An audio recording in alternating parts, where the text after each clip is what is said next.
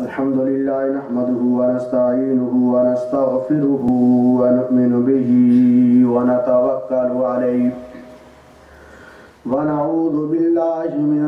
شرور أنفسنا ومن سيئات أعمالنا من يهده الله فلا مضل له ومن يضلله فلا هادي له ونشهد أن لا إله إلا الله وحده لا شريك له لا ند له ولا ضد له ولا مثل له ولا مثيل له ولا مماثل له سرمدي أبدي أزلي دهري ديمومي لا أول له ولا آخر له ونشهد أن سيدنا وسندنا وحبيبنا وحبيب ربنا وطبيبنا وطبيب قلوبنا قرتنا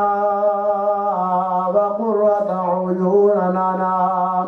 غوثنا وغيثنا وغياثنا ومغيثنا ملجأنا ومأوانا محمدا عبده ورسوله وصلى الله تعالى عليه وعلى آله وأصحابه الذين هم خلاصة العرب العرباء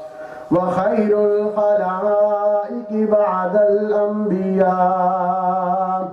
أما بعد فأعوذ بالله من الشيطان الرجيم بسم الله الرحمن الرحيم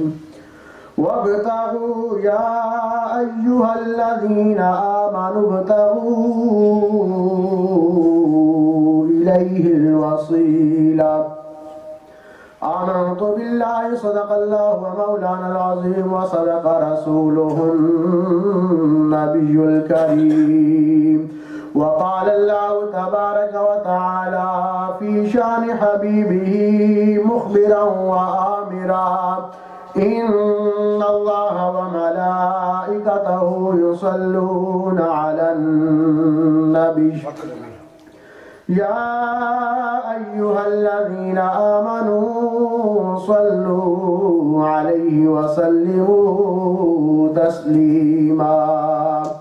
اللهم صل على سيدنا محمد وعلى آل سيدنا وأصحاب سيدنا ومولانا محمد وبارك وسلم وصل عليه الصلاة والسلام عليك يا سيدي يا رسول الله وعلى آلك وأصحابك يا سيدي يا حبيب الله الصلاة والسلام عليك يا سيدي يا شفيع المذنبين وعلى آلك وأصحابك يا سيدي يا رحمة للعالمين مولاي صل وسلم دائما أبدا على حبيبك خير الخلق كلهم هو الحبيب الذي ترجى شفاعته لكل هول من الأحوال مقتحم یا اکرم الخلق مالی من الوذ به سواك عند حلول الحادث العممي يا رب بالمصطفى بلغ مقاصدنا واغفر لنا ما مضى يا واسع الكرم مولاي صل وسلم دائما أبدا على حبيبك خير الخلق كلهم. حمد و صلاة کے بعد واجب الاحترام حاضرین و سامعین وقار، اللہ تبارک و تعالیٰ کا بے حد و بے شمار احسان ہے کہ خالق کائنات نے، اس مالک ارض و سما نے آج کا یہ بابرکت عظیم الشان جمعۃ المبارک کا دن سید الایام ہمیں عطا فرمایا، اور اس میں اپنے گھر میں اپنی عبادت کے لیے اپنی بارگاہ میں سجدہ ریز ہونے کے لیے ہمیں حاضر ہونے کی توفیق عطا فرمائی۔ اللہ تبارک و تعالیٰ کی بارگاہ میں دعا ہے کہ رب ذوالجلال مجھے حق بیان کرنے کی توفیق عطا فرمائے۔ قرآن مجید فرقان حمید کی آیت کریمہ جس کی تلاوت کرنے کا میں نے شرف اور سعادت حاصل کی، اللہ تبارک و تعالیٰ ارشاد فرماتا ہے یا ایھا الذین آمنوا اتقوا اللہ، اے ایمان والو اللہ تعالیٰ سے ڈرو، وابتغوا الیہ الوسیلہ، اور اس کی بارگاہ کی طرف وسیلہ تلاش کرو۔ اس آیت کریمہ میں اللہ تبارک و تعالی ایمان والوں سے خطاب فرما رہا ہے، اور ایمان کے اس پیارے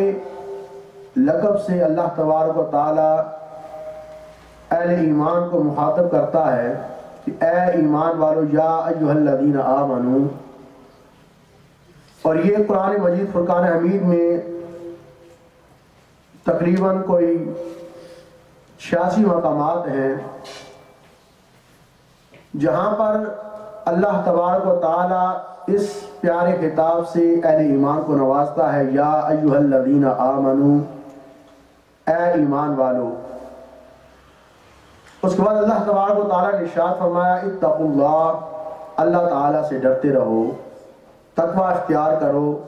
پرہیزگاری اختیار کرو، اللہ تبارک و تعالی کا ڈر اور خوف اپنے دل میں پیدا کرو، اور پھر فرمایا وابتغوا الیہ الوسیلہ، اور اللہ تبارک و تعالی کی طرف وسیلہ تلاش کرو۔ وسیلہ کسے کہتے ہیں اور وسیلے کا مطلب کیا ہے؟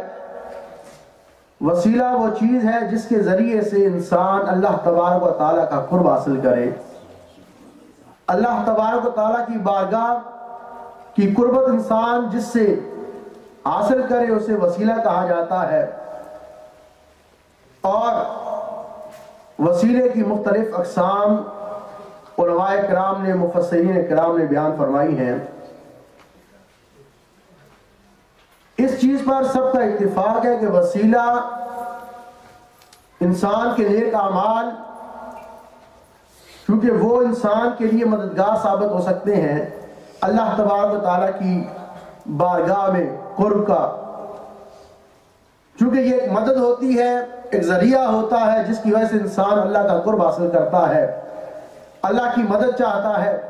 اور اللہ تبارک و تعالیٰ قرآن مجید میں ارشاد فرماتا ہے وَاسْتَعِینُوا بِالصَّبْرِ وَالصَّلَاةِ، کہ صبر اور نماز کے ذریعے اللہ تبارک و تعالیٰ سے مدد حاصل کرو۔ گویا نماز کے ذریعے انسان مدد حاصل کر سکتا ہے، نماز انسان کی مدد کا ذریعہ بن سکتی ہے، نماز انسان کے اللہ تبارک و تعالیٰ کی بارگاہ میں قرب کا، مقبولیت کا ایک ذریعہ بن سکتی ہے۔ لیکن اس آیت کریمہ میں جس کو آج تلاوت کیا گیا ہے کہ یا ایھا الذین آمنوا اتقوا اللہ، اے ایمان والو اللہ تعالیٰ سے ڈرتے رہو، وابتغوا الیہ الوسیلہ، اور اس کی بارگاہ کی طرف وسیلہ تلاش کرو۔ مولوی اسماعیل دہلوی اپنی کتاب میں لکھتے ہیں کہ اس آیت کریمہ میں مراد از وسیلہ شخصے کے قریب ترس، کہ اس آیت کریمہ میں وہ شخصیت مراد ہے، وہ اللہ کے نیک بندے مراد ہیں، اور خصوصاً رسول اللہ صلی اللہ علیہ وسلم کی ذات بابرکات مراد ہے، کہ جسے اللہ کی بارگاہ میں قرب حاصل ہے۔ اس سے مراد یہاں پر اعمال نہیں ہے فقط، بلکہ وہ ذات بابرکات ہے جسے رب ذوالجلال کی بارگاہ میں قرب حاصل ہے، جس کا مقام مرتبہ، جس کی فضیلت اللہ کی بارگاہ میں بہت زیادہ ہے، جس اللہ تبارک و تعالیٰ نے بارگاہ کا قرب عطا فرمایا ہوا ہے، وہ مراد ہے۔ گویا انسان اللہ کی بارگاہ میں قرب حاصل کرنے کے لیے رسول اللہ صلی اللہ علیہ وسلم کی ذات کا وسیلہ پیش کرے، نیک بندوں کا وسیلہ پیش کرے، اللہ کے اولیاء کا وسیلہ پیش کرے، اللہ تبارک و تعالیٰ اس وسیلے کی برکت سے، اپنے نیک بندوں کی برکت سے، اپنے انبیاء، اپنے اولیاء صلحاء کی برکت سے انسان کو قرب عطا فرماتا ہے، اس کے اعمال کو شرف قبولیت عطا فرماتا ہے۔ اور مفسرین اکرام نے 3 اقسام بیان کی ہیں وسیلے کی۔ ایک وسیلہ باعمال صالحہ، کہ انسان کے نیک اعمال کا وسیلہ، انسان ان کا وسیلہ اللہ کی بارگاہ میں پیش کرے کہ اے رب ذوالجلال، میں نے جو یہ نیک کام کیا ہے، جو تیری رضا کی خاطر میں نے عمل صالح کیا ہے، میں نے نماز ادا کی ہے، کسی کے ساتھ میں نے بھلائی کی ہے، اے رب ذوالجلال اس کے وسیلے سے، اس کی برکت سے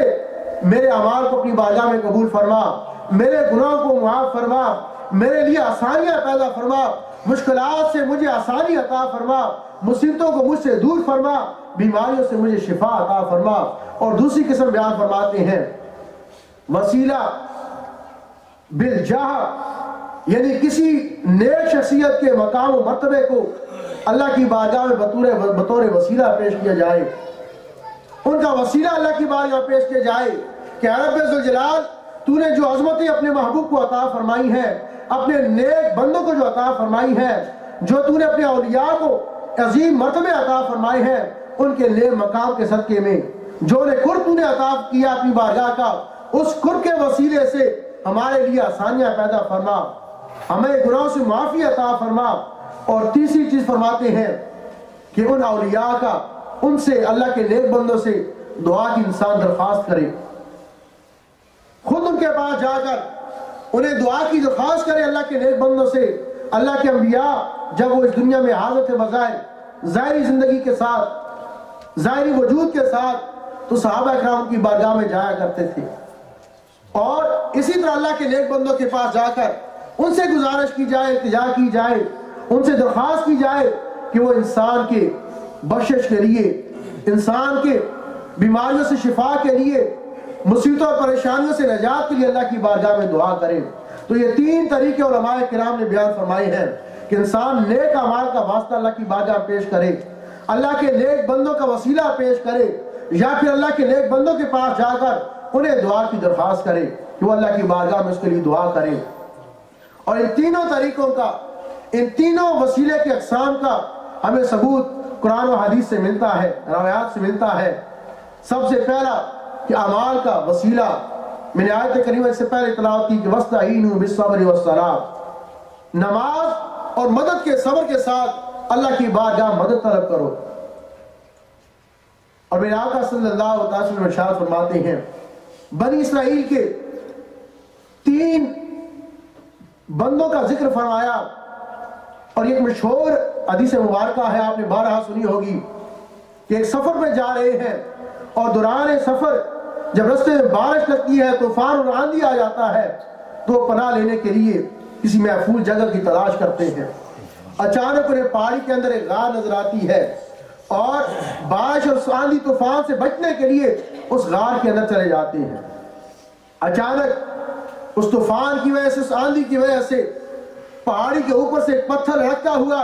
ایک چٹان گرتی ہوئی آ کر اس غار کے دہانے پہ رک جاتی ہے، اور اس غار کا دروازہ بند ہو جاتا ہے۔ اب بڑا زور لگاتے ہیں، بڑی کوشش کرتے ہیں کہ کسی طرح ہمارے باہر نکلنے کا راستہ نکل آئے، باہر جانے کا کوئی ذریعہ بن جائے۔ یہ چٹان، یہ بڑا پتھر جو دانے پہ آ کر چٹان نے جس غار کا دروازہ بند کر دیا، اسے آگے سے ہٹا لیں، لیکن اپنی کوشش میں ناکام ہو رہتے ہیں، مایوس ہو کر بیٹھ جاتے ہیں، اور اپنی موت انہیں آنکھوں کے سامنے نظر آنے لگتی ہے۔ اچانک ایک شخص کہنے لگتا ہے کہ کیوں نہ ہم اللہ تبارک کی بارگاہ میں اپنے نیک اعمال کا وسیلہ پیش کریں، نیک اعمال کا واسطہ پیش کریں، اور اللہ تبارک و تعالیٰ اس نیک عمل کی وجہ سے ہمارے لیے آسانی پیدا فرما دے، باہر نکلنے کا کوئی ذریعہ پیدا کر دے۔ چنانچہ ایک شخص ان میں سے اللہ کی بارگاہ میں دعا کرتا ہے، عرض کرتا ہے مولا میں سارا دن محنت مزدوری کرتا، اور شام کو جب گھر میں جا کر بکریوں کا دودھ دوتا تو سب سے پہلے میں دودھ لے کر برتن میں ڈال کر اپنے بوڑھے والدین کے پاس جاتا، ان کی خدمت میں جا کر انہیں میں دودھ پیش کرتا۔ میرے بچے روتے رہتے، بلبلاتے رہتے بھوک کی وجہ سے، لیکن میں والدین سے پہلے انہیں دودھ نہ دیتا، کھانا انہیں نہ دیتا، پہلے والدین کو دیتا۔ اور یا اللہ ایک مرتبہ تو جانتا ہے میرے والدین میں لیٹ آیا، دیر ہوگی مجھے، اور میرے والدین سو گئے، میں ان کے سرانے کھڑا ہو گیا وہ دودھ کا پیالہ لے کر، میرے بچے میرے پاؤں میں روتے رہے، گڑگڑاتے رہے، بلبلاتے رہے بھوک اور پیاس کی وجہ سے، اور میں نے ان کی طرف توجہ نہ دی، اپنے والدین کے انتظار میں رہا کہ میرے والدین جب جاگیں گے تو میں انہیں پہلے یہ دودھ پیش کروں گا اور پھر میں اپنے بچوں کو دوں گا۔ یا اللہ اگر میں نے یہ عمل، یہ نیکی والدین کے ساتھ تیری رضا کے لیے کی تھی، اور اگر یہ تیری بارگاہ میں قبول ہے تو پروردگار عالم ہمارے یہاں سے نکلنے کا ذریعہ پیدا فرما دے، ہمارے لیے آسانیاں پیدا فرما دے، ہمارے لیے آسان کر دے۔ تو روایات میں آتا ہے میرے آقا صلی اللہ علیہ وسلم نے ارشاد فرمایا کہ جب اس نے یہ دعا کی تو اس پہاڑی کے دانے پر وہ جو چٹان تھی جو تینوں زور لگا رہے تھے ہل نہیں رہی تھی، اللہ تبارک و تعالیٰ نے اسے ایک سائڈ پہ سرکا دیا، وہ آگے سے ایک سائڈ پہ ہل جاتی ہے، اور تھوڑا سا رستہ اس چٹان کے دروازے پہ پیدا ہو جاتا ہے جہاں سے اندر روشنی آتی ہے، ہوا کا ذریعہ بن جاتا ہے۔ لیکن اب بھی وہ رستہ اتنا نہیں کھلا کہ وہ تینوں باہر نکل سکیں۔ لیکن اگر اسی فقط اس حدیث مبارکہ کے اس حصے پر غور کریں، صرف والدین کے ساتھ نیکی کا اللہ تبارک و تعالیٰ دنیا میں بھی اجر عطا فرماتا ہے کہ انسان کے لیے اللہ تبارک و تعالیٰ آسانیاں پیدا کرتا ہے، اس کی مصیبتوں کو، اس کی پریشانیوں کو، اس کی تکلیفوں کو اللہ تبارک و تعالیٰ دور کرتا ہے والدین کی خدمت کی برکت سے۔ لیکن اگر ہم اپنے گریبانوں میں جان کے، ہم میں سے کتنے بندے ایسے ہیں، کتنے میرے بھائی اور میں ایسا ہوں کہ ہم اللہ تبارک و تعالیٰ کی رضا کے لیے اپنے والدین کے ساتھ بڑائی کرتے ہوں۔ آج اگر والدین ہم سے پانی کے ایک گلاس مانگ لے کہ پانی لا کے دو، تو ہمارے ماتھے پہ شکنیں پڑ جاتی ہیں، ہمارے ماتھے پہ بل پڑ جاتے ہیں کہ ہمیں اب اٹھنا پڑ جائے گا، ہمیں پانی کا کیوں کہہ دیا ہے۔ آج والدین کے لیے کوئی کام کرنا ہمیں پڑ جائے تو ہمیں بڑی تکلیف ہوتی ہے، اور یہ حقیقت ہے۔ لیکن دیکھیں قرآن مجید کی آیات کریمہ کو، اللہ تبارک و تعالیٰ کے نیک بندوں کے معمولات کو، رسول اللہ صلی اللہ علیہ وسلم کی حدیث مبارکہ کو، کہ انسان اگر والدین کی خدمت کرتا ہے، اگر والدین کے ساتھ بھلائی کرتا ہے، تو اللہ تبارک و تعالیٰ اس عمل کی وجہ سے، والدین کے ساتھ بھلائی کی وجہ سے آخرت کی تکلیفیں بھی دور کرے گا، اور دنیا کی مصیبتوں سے بھی اللہ تبارک و تعالیٰ چھٹکارا عطا فرماتا ہے۔ یہی ہوا وہاں پر وہ شخص اللہ کی بارگاہ میں یہ وسیلہ پیش کرتا ہے، اپنے عمل کو سامنے رکھتا ہے کہ رب ذوالجلال میں نے والدین کے ساتھ جو نیکی کی ہے تیری رضا کے لیے کی ہے، اور اس نیکی کے صدقے پر پروردگار عالم ہمارے لیے آسانی پیدا فرما۔ چنانچہ وہ چٹان آگے سے تھوڑی سی پیچھے ہٹ جاتی ہے، اب دوسرا شخص اللہ کی بارگاہ میں ہاتھ اٹھاتا ہے کہ رب ذوالجلال میری ایک چچا زاد بہن تھی، اور وہ میرے پاس اس کے حالات خراب تھے، پیسے لینے کے لیے آئی، مجھ سے مدد مانگنے کے لیے آئی، تو میں نے اس کے لیے شرط رکھی کہ مجھے وہ اپنے اوپر قوت عطا کرے، میں اس کے ساتھ بدفعلی کروں، اور اگر وہ یہ کام کرنے کے لیے مجھے اجازت دے گی تو میں اس کی مدد کروں گا۔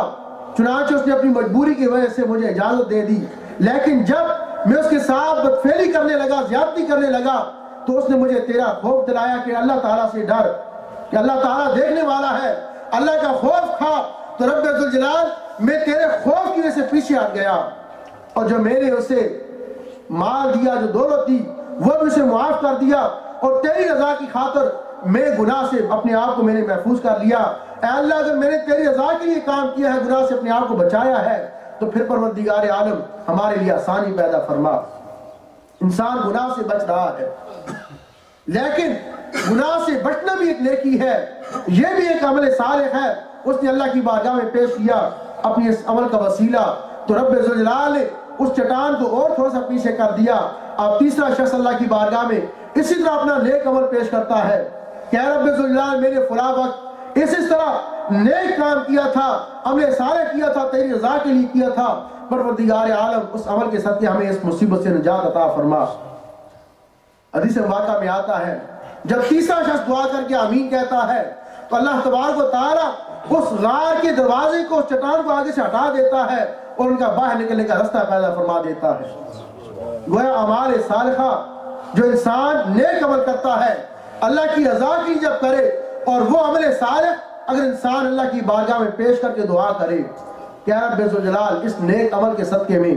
ہماری مصیبتوں کو دور فرما، ہمارے گناہوں کو معاف فرما، ہمارے لیے دنیا میں بھی اور آخرت میں بھی آسانیاں ہمیں عطا فرما، تو اللہ تبارک و تعالیٰ اس کی دعا کو قبول فرماتا ہے،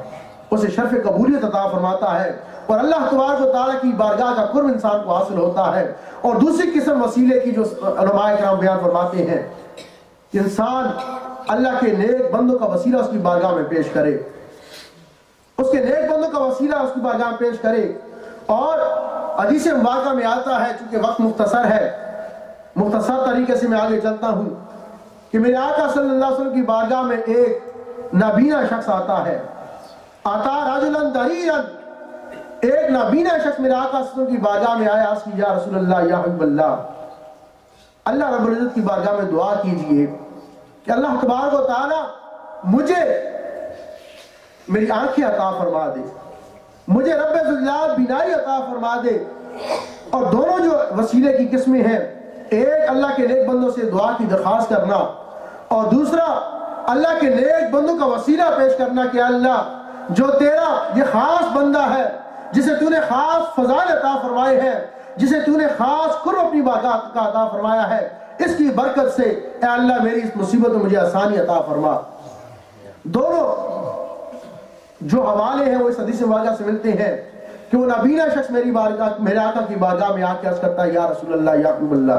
آپ دعا کریں۔ میرے آقا صلی اللہ علیہ وسلم نے ارشاد فرمایا اگر تو چاہتا ہے تو میں تیرے لیے دعا کر لوں گا، لیکن اگر تو صبر کرے اس بات پہ تو یہ تیرے لیے بہتر ہے۔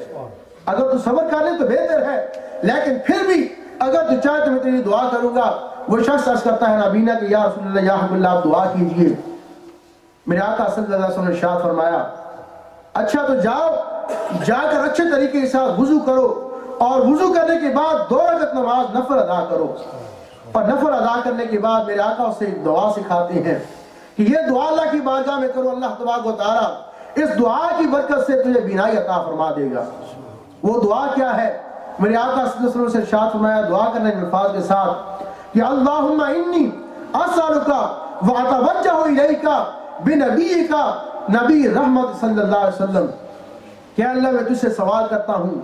تیری طرف متوجہ ہوتا ہوں، تیری بارگاہ میں آتا ہوں، تیرے نبی کا جسے تو نے نبی رحمت بنایا ہے اس کا وسیلہ لے کے تیری بارگاہ میں حاضر ہوتا ہوں۔